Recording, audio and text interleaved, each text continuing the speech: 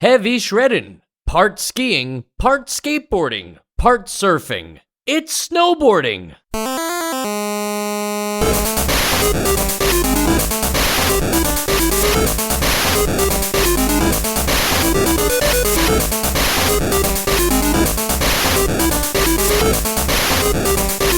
And welcome to Nostalgia, a chronological exploration of every NES game released in North America.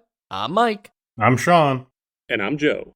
Is there ever a moment where other sports are defined by the parts of other sports that might be similar to them? I feel like snowboarding didn't need to be done so dirty that it was like... Is it just three other sports combined? Is snowboarding like still only 40 years old? The 1990 is still part of that like 80s rad stuff where like skateboarding is cool and surfing's cool, as we saw in Town and Country Water Surf Designs, whatever that video game was called. Oh yeah.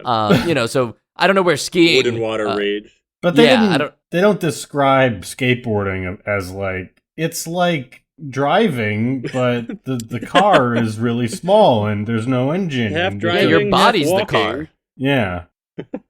It's like I walking. I will be honest that when you started reading that back of the box, I had a mini panic attack. I was like, did I miss like 3/4 of this game with the skiing and the sledding and whatever all these other snow dogs, whatever all these other sports were? Wow, we got robbed of a snow dog video That game. would be pretty awesome. You like Open raise world. the dogs, you breed them over time to get better dogs. It's like part Tamagotchi, part movie, part sport. But Heavy Shreddin is, to be clear, just a snowboarding game, and it is actually our first snowboarding game. Snowboarding video games, have a surprisingly well-regarded, at least a few franchises. The SSX franchise, 1080 Avalanche. It's surprising that there's more than one franchise that people think fondly of when they think of snowboarding games. Did you guys play either of those? I've never even heard of 1080 Avalanche. I played some SSX. Well, you're not a Nintendo kid, though, right? You were for the NES or whatever. 64? But I think it was GameCube. Oh, okay. No, I played some SSX 3, I think, and I remember when Steep came out, I was like, "Oh, that looks cool," and then I never even attempted to play it. Yeah, I had the same thing. I used to play SSX casually at a friend's house when I was a kid, and also thought Steep looked really cool, and also never played it. And Steep is really new, so or not really new, but relatively new compared to the other two examples. So they're still making snowboarding video games, whereas we don't really see another Slalom successor anytime soon, right? I mean, maybe this skiing in general is the closest. I mean, yeah, because it's not skiing, but there's Slalom is an event in this game. Yeah. I guess I messed up. I guess I was saying more like Slalom, the video game, which was skiing. Yeah. Yeah. Whereas here it's Heavy Shreddin. It's new to us, right, on the NES catalog. But snowboarding games are here to stay, and people think they're pretty cool. And they're only getting bigger. They kind of were something you thought about for the X Games, and now you think about them as an Olympic event. And I feel like snowboarding is today's equivalent of what skateboarding was back then. Now skateboarding feels less highlighted with the retirement of Tony Hawk. I guess I don't know if I really hear much about snowboarding ever either, other than a friend of mine who's hey, you learn to snowboard. But I don't think I ever hear about it in the actual But I think he's retired too. So I'm just as exposed to snowboarding as I was in the early 2000s and the mid 90s, I think. Well, I'm thinking of that. I don't know her name, unfortunately, but that girl who has won U.S. Olympic gold in snowboarding the last at least last time that it happened, if not 2 times. But I don't know her name, so I'm just as guilty as you guys of being negligent about the sport. We should be doing better. Yeah. And maybe we'll do better when we talk about the game. The game itself, the way that it works is you are at this, I'm not going to call it a resort because it's not you're doing anything other than the events, but it's a giant mountain and there are different paths on the mountain, and basically you have to take the beginner slope before you can progress on to the more difficult ones. There are 5 different events that can occur in the game, but it doesn't mean that you can select, like, I'm going to tackle all the downhill options and get golds in them all or something like that. Like, that's not how this game works. Instead, on this path of the mountain, you will be required to, to complete the events in succession of one another. So you might go from, like, doing the downhill portion to just immediately entering the slalom section to then doing the backwoods. And it's like, I don't think that's representative of any kind of real snowboarding sport, but it is kind of an interesting approach from a video game standpoint of keeping the player on their toes. Do you agree? Yeah, I agree that it's very much not how I think any kind of snowboarding excursion would go. I think it's funny to think that you're just sort of doing a point-to-point run down a slope, and then you get to, like, the half pipe, and then somebody's immediately shouting at you, like, do a barrel roll, or, like, do a 360, or, like, do the mulligan kick and mule kick. Sorry, and it's weird. It's very weird, but it's very arcade too. Yeah, but my favorite part was that it's, it is treating it, even though this is not necessarily, as far as I know, like the way any events work, it's treating it like you're at an actual, like, professional snowboarding event. And to my knowledge, none of those have you go across an active highway or jump over, like, an actual cliff. So I was surprised by those, because I was taking it as, like, oh, this is trying to be like a grounded, serious, like, portrayal of snowboarding, and then it got a little it's silly. okay to be silly, right? Like, I wasn't expected to be grounded, because it does kind of have that arcadey aspect to it, but the highway thing is just confusing from, like, a how does the mountain work perspective. Like, you're looking out there, and it's like there's these 3 mountains and all these different trails on the mountains, and somewhere there's just a highway running across these mountains. Like, yeah, they should have put it on the highway map. just goes in a circle. The highway just goes in a circle, loops back around to the beginning, around the, like, it's like a little halo around the mountain. If you're on the highway, you never get off, and you never were off. You've always been on it. Whoa, it's like some Hotel California stuff.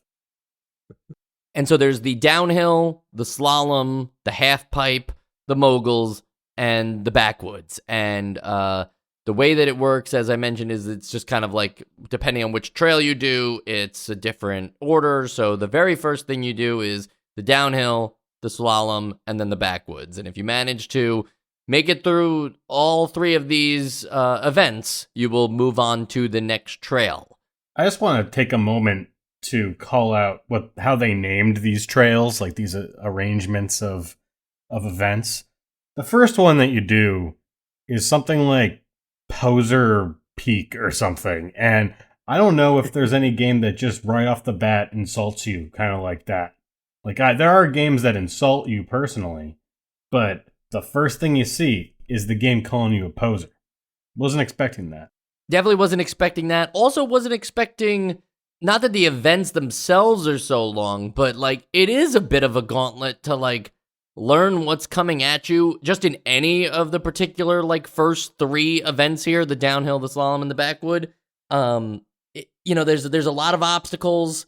There's a lot of, like, time. There's a time limit. There's a control, like, understanding of, like, wrapping your brain around, like, do I have to move faster? Is there a way to move faster? Especially with the highway, like, to jump over it, like, it requires a very precise timing on that ramp. I guess what I mean is like, when you're doing it right and you're snowboarding, it's a fun game, and it's very easy to dodge obstacles that you're aware are coming, but then the game purposely feels like it's throwing curveballs that they don't want you to get right away.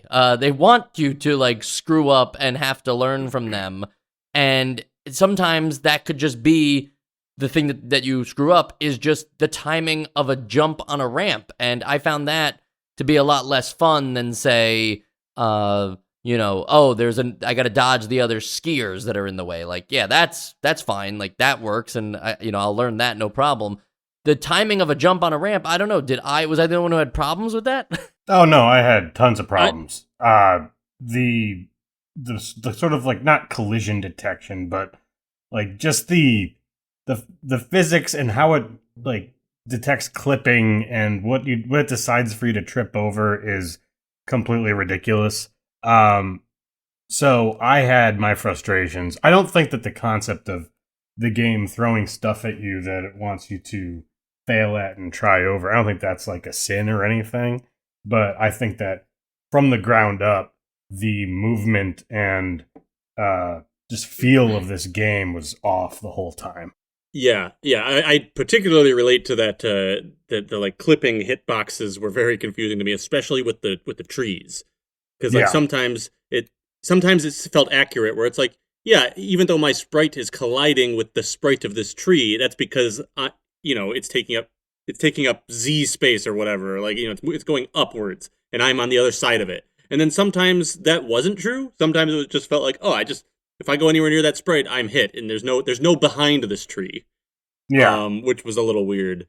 But then I also noticed, to your point, Mike, about like this like weird like little things that you don't pick up on right away. It's like there's like I'm not even sure I could actually articulate what I learned. I just kind of like got the hang of it after a while. But there's like a weird relationship that I had with turning, where like sometimes if I'm going, I think it was kind of like depending on like if I'm going downhill and I try to go to the left or the right on the screen, I'll go to the left or right. But then other times when I hit the left or right, like it would just rotate me like all the way around until the point where I'm like going backwards, and that got confusing. And again, I don't know if I actually solved it like consciously. I think I just somehow got the feel for it eventually. I think what's going on here, and it's hard to tell because again, it's all just flat white space, and there's no like any indication of like if you're going downhill or not until you see like a line of trees that make a diagonal. But it is shifting between like maybe not like flat ground, but like a slight grade and a steep grade. And I think the directions you're supposed to press to turn and to move faster or slower, like that shifts with these like not very well telegraphed shifts in grade. Yeah. That's the only thing I can think. Yeah, I gathered that too, and it is funny because if there's not those context clues, all you can look at is like the horizon to give you the idea of the slope, because everything else is pure white. There's no shading or anything. So there literally would be no way to tell unless you're looking off on the horizon, and then you can see like, okay, the slope starts there. But even then, if the slope on the horizon starts there, it takes a second for your mind to like draw the line from the horizon, diagonally across the screen to find where yours. Exactly. It's just not intuitive.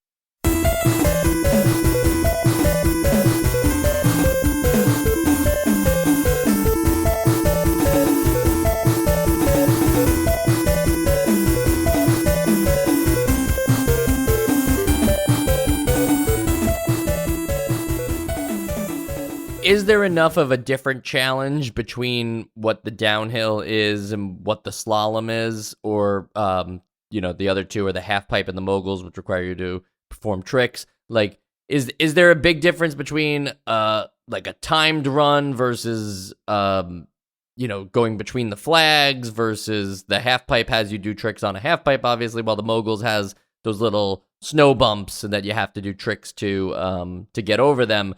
Did you feel like there was an actual variety, or more like it was just, okay, I'm kind of doing the same thing, but now I just arbitrarily have to go between these flags versus dodge these obstacles?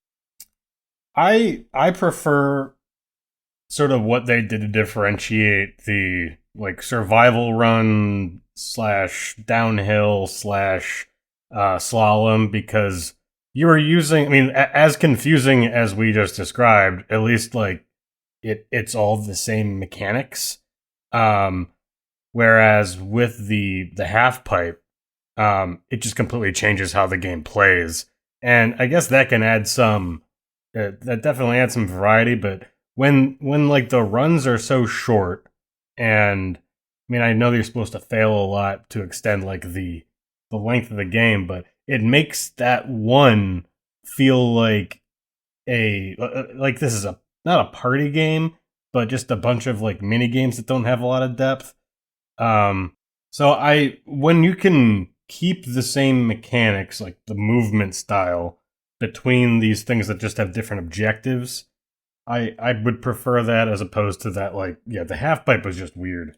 Yeah, I that's why I'm kind of like torn in general on the idea that like, yeah, that this is split up by levels of difficulty of the peaks, but not by event, because it is jarring to be like, yeah, I'm doing these events that all kind of like feel like they require similar skills, and in the middle of it, I have to do this other thing, and I don't know if I had chosen, okay, I'm gonna do the half pipe thing now, and it's like that's what I'm doing, it might feel a little more like I could get into it, but now it feels like, okay, this is a thing I have to get through to complete the, it's like, it doesn't matter how good I'm doing at the other thing. Now I got to do this additional totally different game in order to make that count.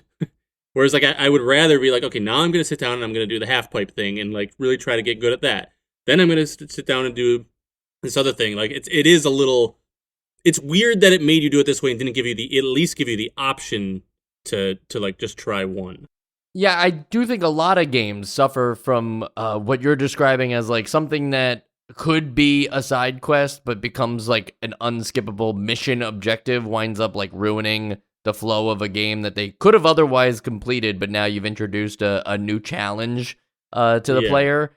And it's not that. What's funny is actually when I first played the half pipe, I thought it was impossible. It was giving me Winter Games vibes. But the answer is right there in the manual that you have to do the stunt that is being asked of you. This is not like a competition of you just showing off the coolest moves you can perform. It's a game of Simon Says, where they say on screen, 360 midair jump, and you have to, 360 spin, and you have to do that. And midair jump, you have to do that exact thing as they call it out. And once you learn that, I actually think like, yeah, it works, right? It's not Winter Games level broken, but it's less fun that way. It should be like, you have a limited amount of time on this half pipe, do the craziest tricks you can do in the allotted time to score a certain amount of points to move on, right? Because it is giving you points for things, and they're not all just the, like, oh, you hit the thing we asked you for, so here's your flat amount of points. Like, it is doing that. So it shouldn't be telling you exactly what to do. I agree. That's all I'm saying. It's dumb. Because it also just like you crash if you don't do the thing, so it's not even it's like ridiculous. You can perform the other tricks, right? It's holding you back from doing. It would be like if in the slalom, if you didn't go through the flags, right, the player just got shot in the face. It's like Spider-Man, where you just get this like weird game over screen if you don't do Oh no, not Spider-Man. Sorry, this is more of a Rockstar thing. If you don't do each Grand Theft Auto mission to the T, park in that specific spot, it's just like, sorry, you weren't supposed to park there. You got to restart from the beginning. And it died. Yeah, you died. So I found that very annoying. And the event that I left out, the last one, the Backwoods, it's like a combination of the downhill, the slalom, not really the moguls, but definitely the downhill and the slalom. It just kind of throws a bunch of things. I actually think of it very similar to in Paperboy. There was the training course at the end after you throw all the newspapers in the people's mailboxes. It just went to this like, how can you survive? And it was like a little obstacle course at the end. The weird thing about that, though, is that with the training course, it was just like a way to earn extra points. Like if you crash, it's like you did the part of the game that was the assignment. You threw the newspapers to the people's lawns or directly to their mailboxes. In this game, if you get to the backwoods section, it's not like optional bonus points. It's like, okay, now you must survive everything, everywhere, all at once. Good movie. So in this way, it's kind of like a cross between snowboarding and wrestling, where like the backstage stuff becomes part of the show and you get like locker room fights, right? Yeah, I mean, like, why else would all these things be happening? Right? Why Let's are add things another happening? sport. Yeah. What else goes on in the backwoods that we don't know about Is it outside like the of this back game? rooms? Like the kids are saying these days? And the backwoods of the very first level, it's not that the obstacles are super challenging. You will have to learn them. But I actually found the time limit to be super challenging of like, is there a way for you to snowboard faster? Is snowboard the verb there? Like, you know how like you wouldn't say skateboard faster, you would say skate faster. Is there a way to snow faster in this game? Maybe it's just To snow go faster. Wait, faster. snow is the verb? I was guys. The I think actual you bored. question I think is the actual bored. question's more important. what was the actual question? Sorry, you distracted me. Is there a way to move faster in this game when time matters? Like I kept completing with like either no time remaining and so you don't get to complete it, or completing with like 0.8 seconds left on the clock. I thought it felt like holding forward, or I guess right in this case, on the D-pad was making me go faster up to a maximum speed, which like you hit very quickly, and then you're just going at that speed. I could have totally imagined I think it that. does I work didn't that bother way. to check, but I will agree though too that the time limits for this game are almost. I mean, we were able to complete them, but it's way too tight for there to be like any wiggle room. Like you cannot make a mistake. And just another note on the actual controls of this game. Like I thought to go faster, it would be like almost like the more modern games where you kind of have to do like slow like S's, to get your speed going and like to get it not catch an edge. But I don't know the parlance for snowboarding, but I thought it was gonna be a lot more surfy, if you know what I'm trying to say. Whereas it was kind of disappointing when I learned that it was really just lean forward, and I think it took a lot of the kind of mechanic mastery that could have been there away from the game. yeah, I also think that even like if the mechanics didn't change, but just something about the speed of the game. Like I'm sure that like if you measure the pixels and do the math, you're going as fast as like a snowboarder would go, and you see these trees in the distance moving slowly. But it feels slow, doesn't it? It feels like you're trudging a little bit. Yeah, I will say before I started playing, I was just curious, like, oh, what is this game? And so I looked up a YouTube video and I saw like the first like second of it, and I actually laughed out loud because the name of the game has given me such a cognitive dissonance to like the speed you're going, They like even heavy dropped the shredding, E, and you're just like, yeah. yeah, and you're just like barely moving. Barely moving. And the manual That does should have been the agree name. that just holding in the right, the D-pad to the right is how you move faster. I guess I'm agreeing with Joe's point here that I just never felt like I was moving any faster. So thank you, Sean, for clarifying that time limits are just incredibly razor-thin margins here. If you do manage to complete the trail, even the very first trail, any of the trails, you are greeted by a woman, a very detailed woman on screen. She starts off just saying, good. Then it becomes great, wow, etc. as you move through them. But there's something about the, like, what is it? Is it like 80s goth look of I her? have no Like, idea what this is supposed to be. Like It is genuinely startling. Like it really is. Like she looks like I mean the hair is very 80s. I appreciate that, but she's not wearing any like gear. Like it's just like this is what a fan back at the lodge or something. Like I don't understand who she's supposed to be. Yeah, is she just Yeah, she's just one person just like staring at you intently. A very photorealistic person with purple eyes. Yeah, Just Mike, saying can you one make word. this image the cover for this episode? I most certainly can. And actually, I figured out where she's from. She's a background character in the Last Christmas music video by Wham. She is spot on. Just check out that music video if you get a chance, which is actually on a skiing trip. They go up to a snowy mountains and everything, and everybody looks like this woman. So everybody has this vibe. This is from the Whamverse. This game this is from the Whamiverse, we call it. Got it.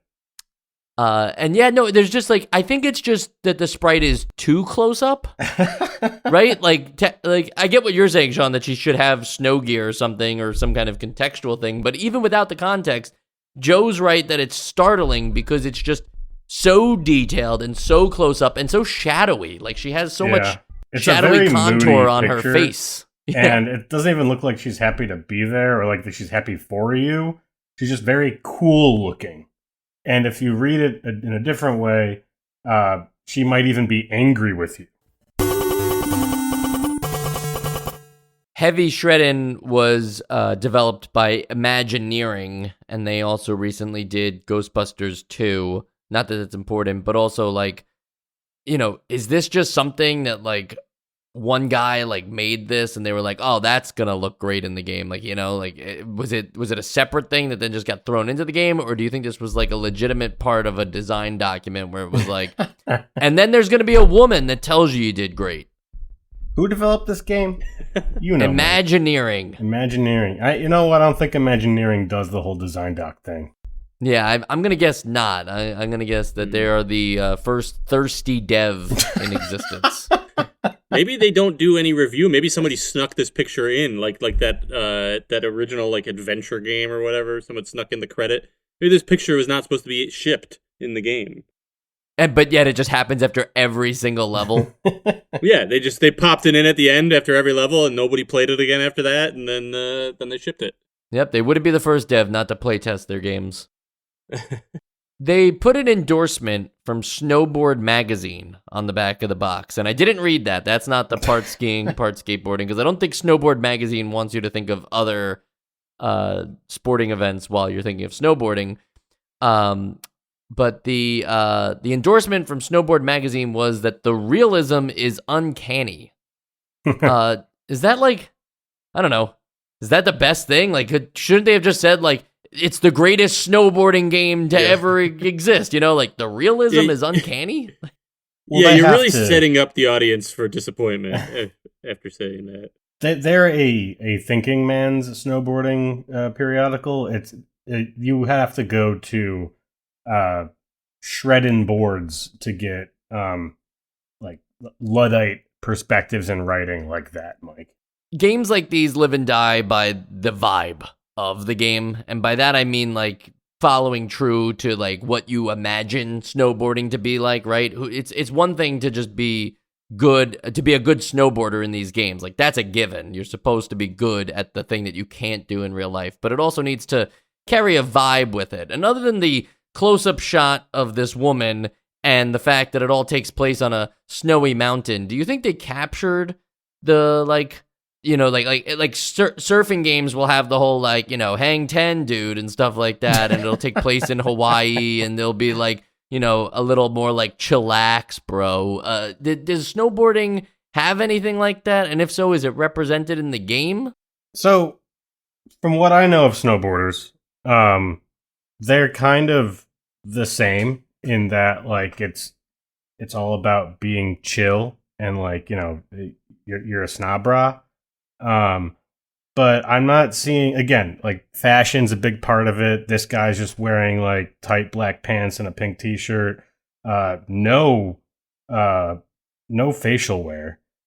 So it's not hitting on the fashion mark. The music, maybe. I did like the music. I did think it was pretty good. It's good music, and it definitely is a vibe, but I don't know if snowboarders are really into rockabilly, maybe. But they'd have to be for this to make sense. And then, yeah, they missed an opportunity to have these, like, these interstitial like screenshots, not screenshots, whatever the girl thing is. If they change that to be something more like culturally snowboardy, then I'd say so. But so I don't really think they nailed the cultural aspect here. Yeah, as someone who I did when I was younger did extensive research on snowboarding from a movie called Johnny Tsunami. I did not feel the snowboarding culture in this like that movie portrayed, which I know could only be 100% accurate. And on the sequels and spin-off side, there weren't any other sequels or follow-up games, but in Europe, the game was released with a different title. It was just called Snowboard Challenge. I guess they didn't think Heavy Shreddin could be localized outside of the States. We own all the cool 80s, lingo. That is disappointing. That's fair. Well, it just dawned on me right now why we called it Heavy Shreddin is because when you drop your snowboard on the ground at the very beginning, the first thing I noticed, you drop your snowboard on the snow and it's like, like I don't think snowboards make that sound, but maybe it's a very heavy snowboard. They all make that sound. And you learned that from this game and not Johnny Tsunami? They never dropped the board. They're very light. That checks out. Yeah. And that will also start the checkout of this episode as we move into our final segment, the Essential Games List. To go back to the close-up portrait shot of that 80s chick that's in between levels of this game, you could read it, and I think they do give her an exclamation mark of, like, you could read it that she's genuinely excited for you, being like, good, wow, great, but you could also read it as, like, somebody who's not really, like, especially because she's not wearing snowboard gear herself, she's not really amused by what you're doing, and she's just kind of humoring you, like, oh, good, great, like, you did that, great, awesome, whatever. Yeah. And I feel like that's also what it feels like to complete these really challenging snow trails, is that you are just kind of, like, in the gauntlet, and then as soon as you complete that, it's like, okay, just do the next one.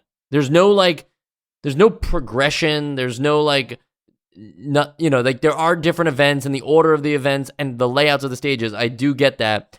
And it's not like every racing game just isn't just like, okay, now go race on the next track. But those tracks, like, they're laid out very differently. Here, it's just like where the obstacles are placed is different. It's still just like, you snow from, like, the top left down to the bottom right, and it just keeps happening. And so maybe snowboarding video games on the NES just aren't for me, but this one felt the same way of, like, oh, when I finished the level, I didn't give myself, like, a big, feeling of victory. I was just kind of like, oh, neat. I beat the level, Same thing as the girl. So for me, it's going to be a no on the Essential Games list. Joe? So I have a new theory as to what the screen with that woman on it that pops up, what that actually was. And I think that was left over, and that is how the developers were communicating with, like, their team. When it was like they would test the game and they would be like, this is good, but instead they would put this sprite of the woman in there for them to see, and they were supposed to remove it. But her response was always very lackluster, very like, good, fine. This is fine. And I think that is how it shipped, where this game is just fine. Sorry, that was a little bit of a stretch of an Essential Games vote, but that's my Essential Games vote. Yeah, we've never given any game a fine before, but I'll make sure to put that in the notes here for this one. Sean? Yeah, this is just another illustration, I guess, between this and, like, the board and surf one and skate or die, or basically any of those that, like, until proven otherwise, I will remain of the opinion that the first extreme sport game worth its salt will be Tony Hawk's Pro Skater. And because I'm not having fun with these at all. So yeah, absolutely not essential. All right, so even when you combine skiing, skateboarding, and surfing to create a legendary new sporting event like snowboarding, it's just not enough. And I think we all kind of had probably more fun with the skiing, skateboarding. The skiing one actually got on the Essential Games list at one point, so that's kind of crazy that when you're only 33% skiing, you don't really stand a chance.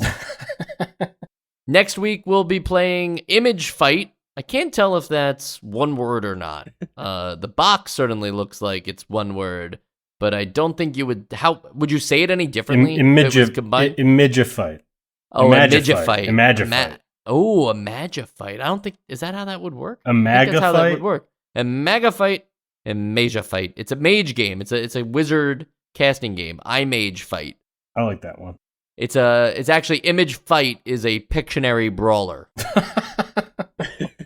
I was gonna save this for that episode, but I do feel like it's just a really bad translation of video game. You know, it's just like an image and you control the image. It's an alien describing video games.